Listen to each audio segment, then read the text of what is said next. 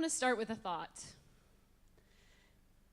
And that thought is, there is no force more powerful than the human soul on fire. And I believe that we are all born with that spark. Oops. I believe we're all born with that spark inside of us. So I'm going to take you back to where my story started. I was born to two amazing people, wonderful people, in the 1960s in California. And my family was somewhat traditional, but not completely, because in the 1960s in California, women didn't work. And my parents had both grew up on farms and really had big aspirations for themselves. And my mom was a professional, which was very unusual. Everyone else's mom either baked cookies or played tennis. And my mom did neither of those. She did bake cookies, not so much tennis. But she had a career. And she ran a department of a university. And I learned some very important principles from my parents. The first thing I learned was about integrity. And if my parents said they were going to do something, they did it 100% of the time without fail. You could always rely on them. You can always trust them. And they never lied. The second principle I learned was about commitment. And that picture on my right is their 60th wedding anniversary. This was 2 years ago. They're in their 80s, and they're still married. So they plan to keep that commitment. The third thing I learned was about service to others. And at their anniversary party, it was story after story about how much they gave and how much they meant to the people that they had served. And one of the biggest things I grew up with was parents who had a passion for their careers. My mother was a professor, my father was a biomedical engineer, and they loved what they did. They went to work excited every day. They were happy about what they did all the time. So when I started my career, I was looking for something I was excited about every day and that I was passionate about. And I knew to do that I'd have to have a good education and I'd have to do all the right things. So I proceeded to go to a good university. I went to UCLA. I started my career in advertising because I love people. And I thought, oh, advertising is such a great way to really discover the human mind and how it works. And about 3 years in, I realized I hated every day. I really felt like the world was closing in. Every time I went into the office, I felt like the walls were closing in and I was going to die in a box that was called an office. So I realized then I was not set up for sitting in an office every day. So I went back to graduate school to get a master's degree in psychology, thinking I could really help people and serve people by becoming a therapist. And so I did that. This point in time, I was about 34 and single. Is anyone here 34 and single? Do you need money to buy clothes? Like 34-year-old single women need to look really good because a lot of us wanted to get married. And so I needed money to go on ski trips and to buy clothes, and therapists that are new don't make a lot of money.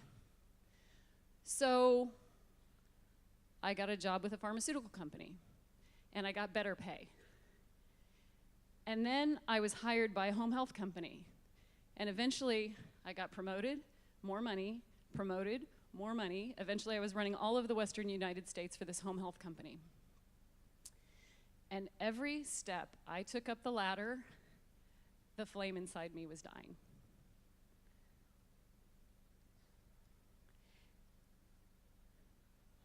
And then this happened. So after 5.5 years of literally blood, sweat, and tears, the CEO called me in one day. I reported directly to him, and the conversation generally with our CEO was, what are the numbers? What are the numbers? What are the numbers? What are the numbers? And I remember thinking, gosh, we're a healthcare company. Shouldn't people come in here somewhere at some point in this equation? But they were every week, every question, what are the numbers? And he called me in one day and said, you know, you're the most talented person in the company. And that was in January, and we had a conversation about my potential and how great things were. I had the highest revenue in the company, I had the biggest margins in the company. And 6 months later, we were looking to be acquired. And the same CEO called me in and said, you know, you're the most expensive line item, so we're gonna have to let you go. And that's how I felt. I had sacrificed my values because I actually valued family and I wanted to get married. But I was working so many hours that even when I was out, I wasn't having that much fun because I was so stressed about these lives that we had in our hands. So I really felt like everything was being pulled out from under me. And I had no idea what I was gonna do next because I didn't think I was entrepreneurial. And I ended up working actually for an Australian coaching company that had opened in the US. And I had a little more time on my hands. And then this happened.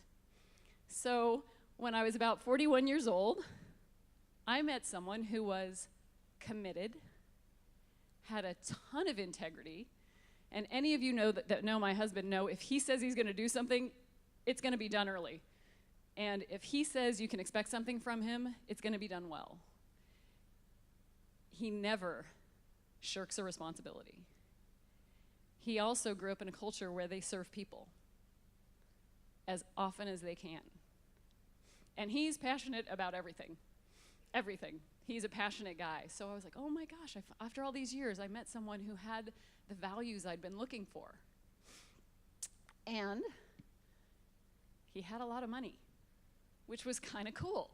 So we had a beautiful home in the newest high-rise in San Francisco, and San Francisco is my spiritual home. I love it there. I loved our life. I loved our home.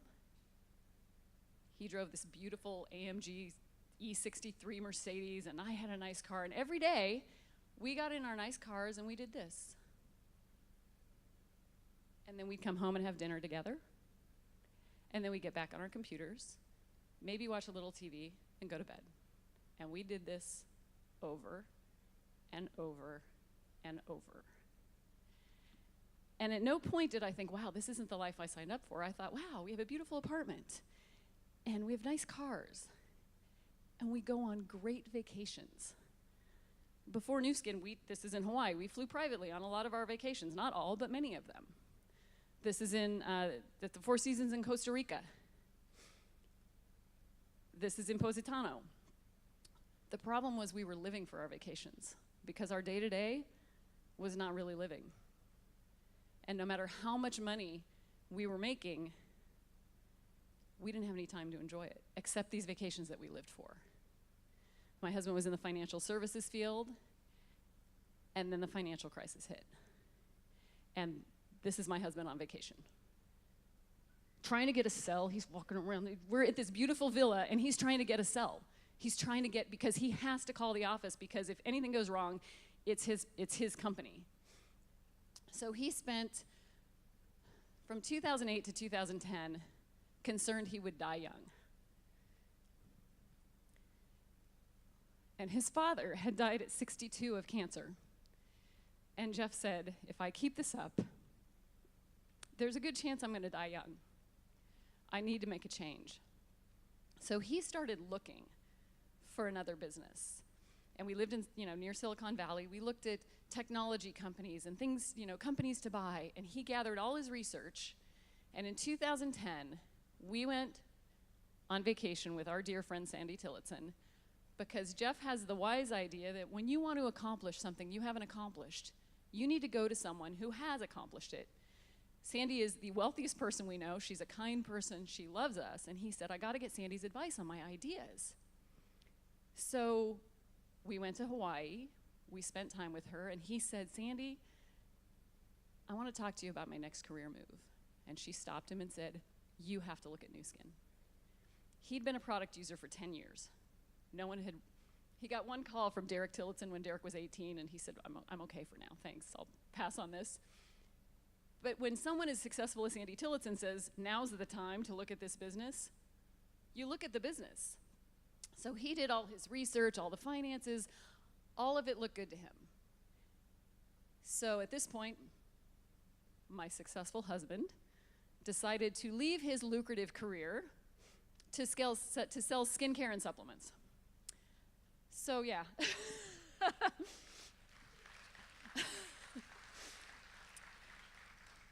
And my reaction was something along the lines of, that's great, babe.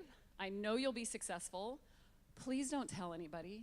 Like, no, just between you and I. I don't want my friends to know. I don't want to talk to my friends about this. Shh.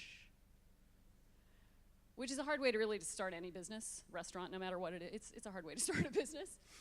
But I am supportive, so I flew out to Utah to see Nu Skin. And the funny thing was, the month before I flew out, he'd flown out to Nu Skin. And he came home and he was vibrating. He was so excited. He's like, I met the most amazing people, and the president of the Americas region gave me his cell phone number. And I had worked for many big companies and many small companies, and it's pretty rare for a regional president to give you his cell phone number. And I thought, wow, Jeff must be really special. So when I went to Nu Skin a month later, on the big screen was Scott Schwerd's phone number. Everyone in the Americas region has Scott Schwerd's cell phone number. So Jeff still is special, but not in that way. So it hit me how unique this company is, because that just doesn't happen very many places. And I had always looked for the things that I valued. And when I saw the commitment of the scientists, first of all, I didn't believe the science, because I'm a science person, so the science cannot be real. So I didn't believe it. Sorry, Joe. So I had to actually go, and I went to UCLA. I'm like, they did not do research with UCLA. Come on. And Stanford and Purdue, like, come on. It's just not real. So I actually had to read the clinicals, which I don't recommend because they're kind of boring. But I read them, and I was like, oh my God, this is real science. Who knew that a network marketing company would have real science? And the commitment of the people who founded Pharmanex, they could have sold that company for a ton of money. But they wanted to keep the integrity of their company. They wanted to keep the products being made the way they envisioned them being made. So I was blown away by the commitment. I was also blown away by the integrity of the corporate executives, of the scientists, of the people who were involved with the company. And the third thing that really impressed me was the other distributors, because I looked around a room like this and was like, oh my gosh. They were doctors, they were lawyers, they were business owners, they were mothers, they were parents. And one thing they had in common was they had a real desire to do something good in the world. And I had never seen that anywhere. And this was not the package I thought it would come in, but it was everything I had ever looked for. So we started our Nu Skin business. Let me back up. Jeff started our Nu Skin business with my approval. I was not going to do Nu Skin because, I'm not going to do Nu Skin until this moment. I assume some of you know Sean Brady. He got on stage at this event. He was being recognized as a team elite, and he said, I'm not going to tell you my story. I'm going to tell you what Nu Skin's done for me. And what he told us was about the tsunami in Southeast Asia in 2014. And I remember watching that on TV from my warm home over Christmas, thinking that is so sad. Someone should go help those people. I wish it could be me, but I have a job. Sean had the same thought, and within a week was on a plane to Southeast Asia with money and Vitameals, and he checked out of his business, walked away from his business completely, didn't do one call, one email, nothing. Helped rebuild homes, helped clear debris. His business grew, and when he was done with his work, he walked right back into his business. And it was the first time I ever understood financial freedom. Because for me, financial freedom in my head was flying to Richard Branson's private island and hanging out for a week. And that never really resonated with me, but that's what I thought really wealthy people did. But when I saw what Sean did with his freedom, that resonated. Because as a therapist, I'd always wanted the opportunity to go somewhere where they needed me, but I'd never had the ability, let alone to go with my husband. So that was the moment I decided I'm going to do this business. One last chick. And this is how it felt.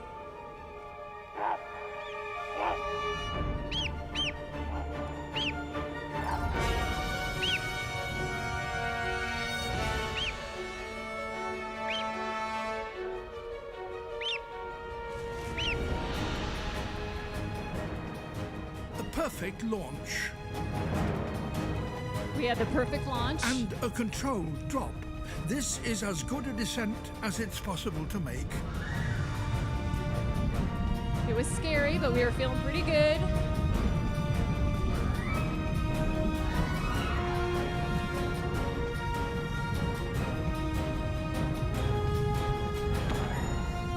Ow, that was the first no. Yeah, network marketing. What if it doesn't work? You're crazy. Sure, I'll be at the meeting. I'm gonna have 5 people there. Oh, nobody could come, sorry.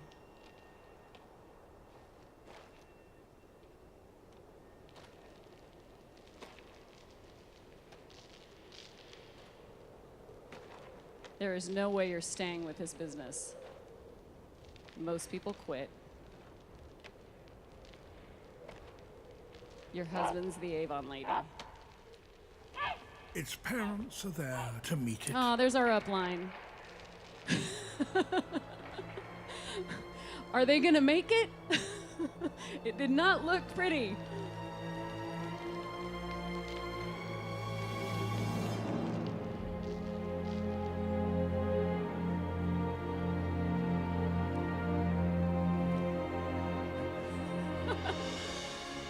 A little dazed, perhaps, but all in one piece.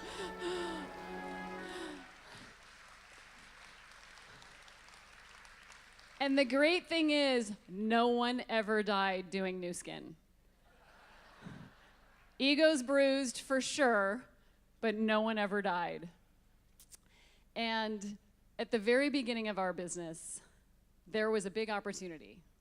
We had been hearing, we'd been seeing mice, we'd been seeing people dressed as mice, and we found out that in a couple months, this product was gonna launch in the US.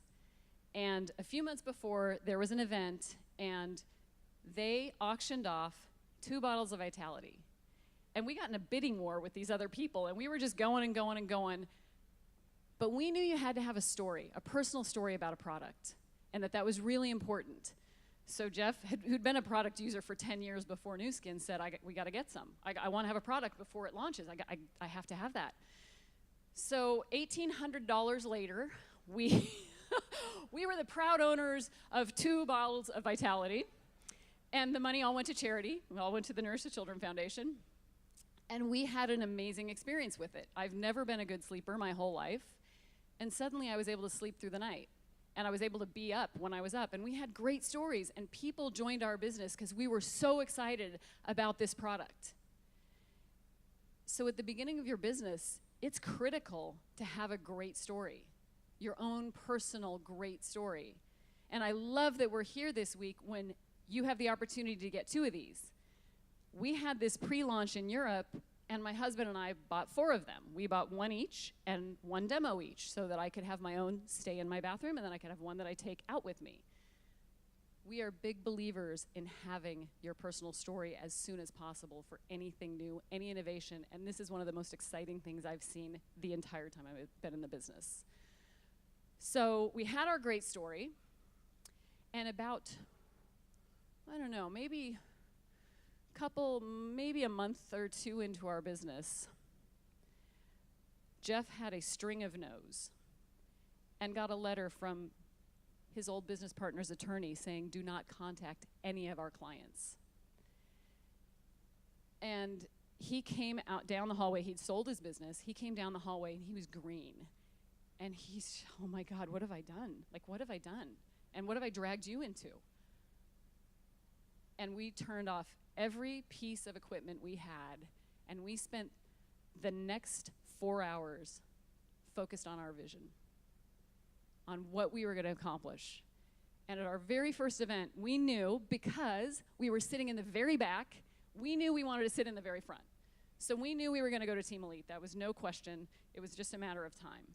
So we set a time limit of 1 year with no experience in network marketing that we'd be making Team Elite with $101,000 a month and 98 cents monthly income. Nathan Ricks had done it. Certainly we could do it. We didn't even come close to that goal. We were so miserably off. It was tragic for us. But we knew where we were going, and we were focused on the vision, so we just adjusted the date. And we did a lot of soul searching. And when we focused on the vision, what I'd like you to do is look at this picture and look at the peak, the very top peak, and focus on that. That's your goal. Think about that peak as your top goal.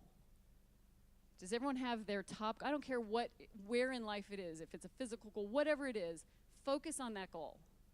Don't take your eyes off of it.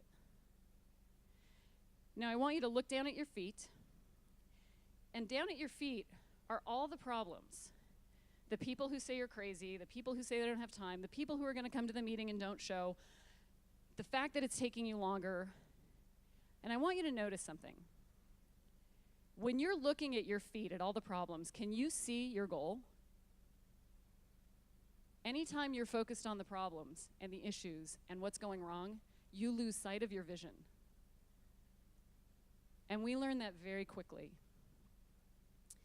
And one of the problems we had was we thought we'd do this quickly because we had a good circle of influence. Our friends had money. They were open-minded. Nobody joined our business. We struggled to get to Ruby. And we were watching people on stage that started with us, and they're diamonds and they're emeralds, and we were like, what is wrong with us? And then he had people say, oh, I can't believe you left what you were doing to be the Avon lady. And the one thing I know is that if you don't have a vision, your reality will be determined by the perception of other people. So we got some pretty serious coaching, because anytime we're having an issue, we always look inward. We got some great coaching.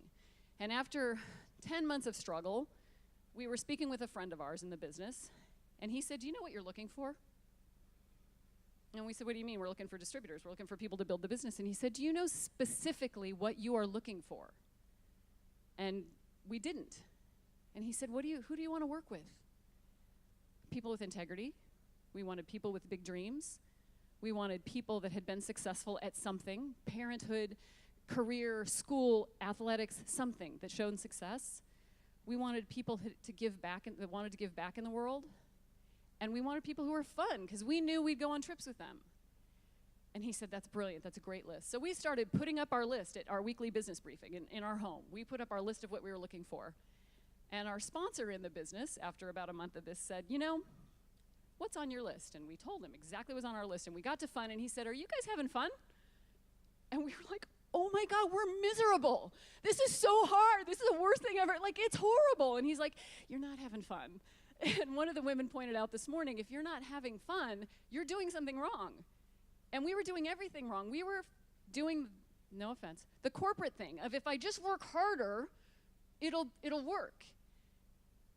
And it wasn't working because we weren't enjoying it. We weren't taking advantage of the fact that we were working together and that on Monday we could just go out to lunch because no one answered the phone in the US on Mondays.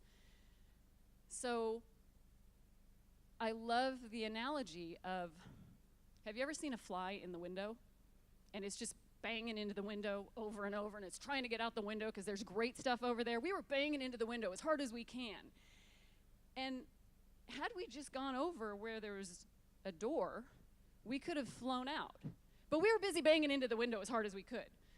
So we spent about a year banging into the window before we went, oh my God, we could just go over here and do something easier that's more fun and make it work.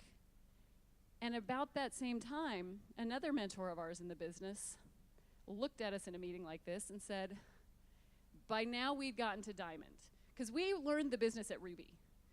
Some people learned the business after Ruby. We learned the business to get to Ruby. It took us forever. 2 people working full-time took us almost a year. And we were working. But we went from Ruby to Diamond really quickly.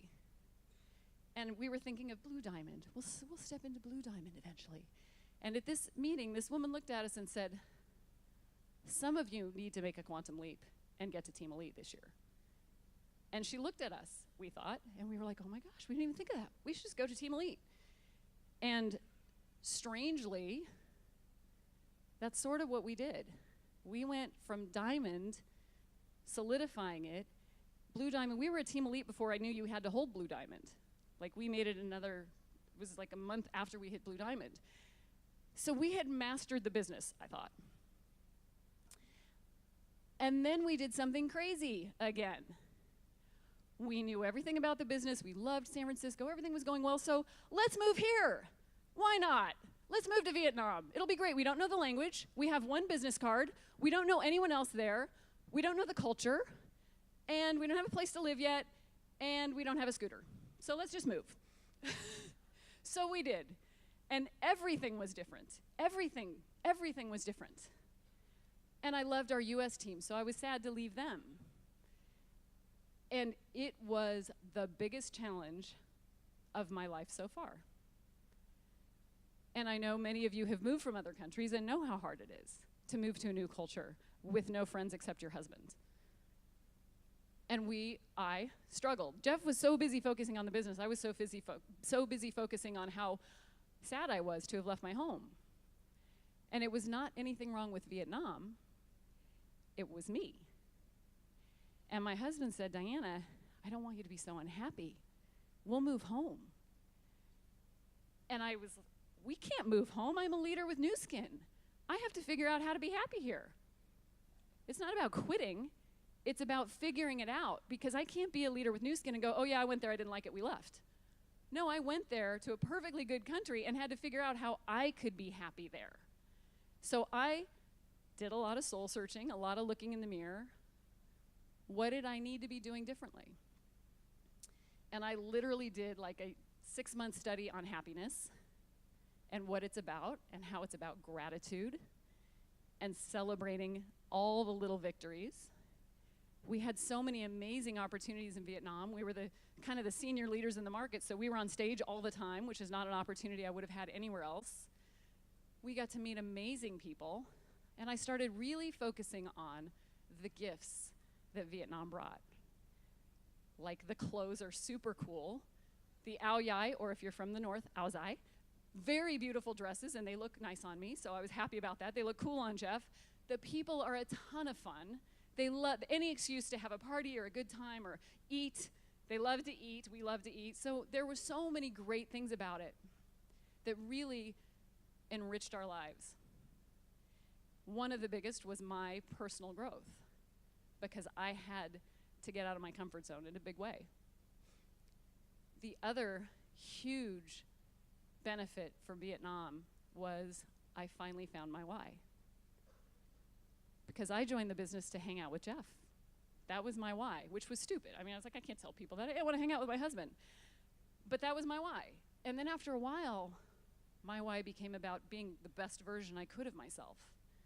Really about discovering the best me. But when I was in Vietnam, I would meet with people, and we'd be at a cafe, and their children would be there, and I'd ask them their biggest dream. And almost every time they'd say, I want to get a promotion at my job. And I'd say, that's a great goal, Ryan, but I'd say that's a great goal, but it's not a dream. What's your biggest dream? If money and time are no object, what do you really want? And they would say, I'd love to work for an international company. And I'd see their kids and think, that's not a dream. What happened to our dreams? Because I had those same dreams that were never my dreams. They were someone else's dreams. And I became passionate about the fact that my husband and I don't have kids. And without children, what's our legacy? And for me, our legacy is making sure your kids and your grandkids don't forget their dreams. And the thing I've seen with Nu Skin parents is that if a kid says, I want to be an artist, Nu Skin parents go, that's great, be a good artist. You can do that, that's possible. And if they say, I want to be a dancer, they say, practice really hard and you can be a dancer, that's possible. We have a friend who is an artist. His parents, the Deedekers, have been with Nu Skin a long time. They're Blue Diamonds. Their son Sean is a gifted artist. And they said, that's great. Be an artist. He was just in Australia.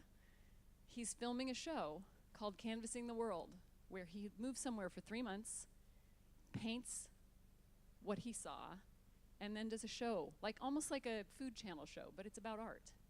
And of course, because his parents supported his dream, and I was like, that's what I want every child to have. I want them to all have Nu Skin parents who are like, we can do it. Money's not a problem. Say yes to those opportunities. One of the other things that is very fun about Nu Skin, Ryan, can I borrow you for a second? Come up here. So, when my husband and I started the business, he was not a terribly emotional guy. I want you to just stand completely still. When we first started dating, this was a hug. That was it. Feels good. That's it. We're done. So thank you, Ryan. That was a hug when we first started dating. Once we started Nu Skin, he did the journey from his head to his heart. And he started hugging pretty aggressively. And he'll hug anybody now. This is in Vietnam. He's hugging this poor guy. He's got a chokehold on him. But watching that transition and that growth in other people is so much fun. I mean, you have to do it yourself, but then to get to see it in other people is such a gift. And I know in his former career in financial services, that was never an option. We would never have gotten to that place. He had to be too strong, too tough. So I think most of us, this is a bird that I saw in Oman, in the country of Oman, which again, I wouldn't have done. If I had been with Nu Skin, I wouldn't have gone to Dubai to go do a personal development course and then gone to Oman through the desert. We drove together. And I see this bird, and it's a pretty bird, right? This is a great bird. It's a roller. I was like, what a beautiful bird. It's got a good life, very much like our old life. Every so often something delicious flies by and it eats it, and it's got a really good life. But the problem with a good life is that you never get a great life because you're too comfortable. Same bird. You never get to experience all the colors of you. You never get to find out who you can really be and what you're capable of and how strong you can be and what gifts you might have had that you didn't even know you had. One of the other gifts that Nu Skin has given us is, I mentioned at the first event we went to, we were in the very back row because we walked up to the front thinking we'll sit in the front. And they said, oh, no, you have to earn those seats. You need to sit in the back. So we had to go to the back. We were not happy, and we stewed most of the time about being in the back. 4 years later, this is in the front row of the Tokyo Dome, next to two of my mentors, two $20 million earners, and I'm sitting next to them. And I'm like, how did this happen in 4 years? It didn't happen in a year. Ruby was a struggle. But in just 4 years, I'm at the front of the Tokyo Dome with these guys. It was miraculous to me.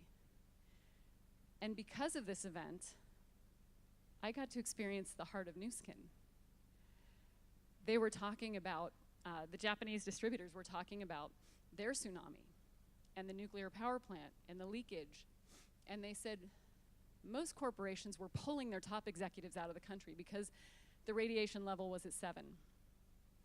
And Nu Skin sent our founders in with Vitameals to say thank you and to show how much they cared about the Japanese people and the partnership we had. And I had never heard that story because it's not something Nu Skin advertises. And then I had this moment. Anyone know this guy on his knee? This is our CEO, Truman Hunt, who greeted us at the beginning of the day. And as I was sitting in the front row, I looked down, and Truman was going from one person to the next, kneeling, not a quick, hey buddy, good job, kneeling, how are you? Thanks for all you've done. We really appreciate you. Is there anything else you need from us?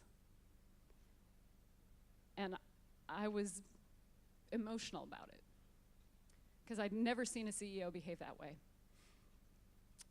And I was introducing him. We live in Budapest, Hungary now, because we're nomads, which is also something New Skin brought out in us. We love traveling, we love living different places, and we live in Budapest, Hungary. And we invited Truman to come speak, and he did. And I called his assistant and said, I need some more new Truman stories. I know all about the hospital visits and the distributors he's saved and all this stuff, but what else? And she's like, oh, Truman wouldn't want you to say anything nice about him. He's very humble. He doesn't like that kind of stuff. And I said, great. One thing. And she told me something that said everything to me. She said, well, most people don't know this, but every major decision New Skin makes, you know what his first question is? It's not what are the numbers. His first question is, who is this going to impact, and how is it going to impact them? Does that mean he doesn't care about the stockholders? Of course not, but they're people, not numbers. It means he cares about the distributors, the employees, the stockholders as people. And that's who's heading the company.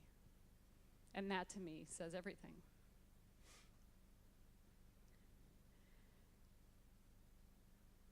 At times in each of our lives, our flame goes out. And it can be reignited by the spark of another person.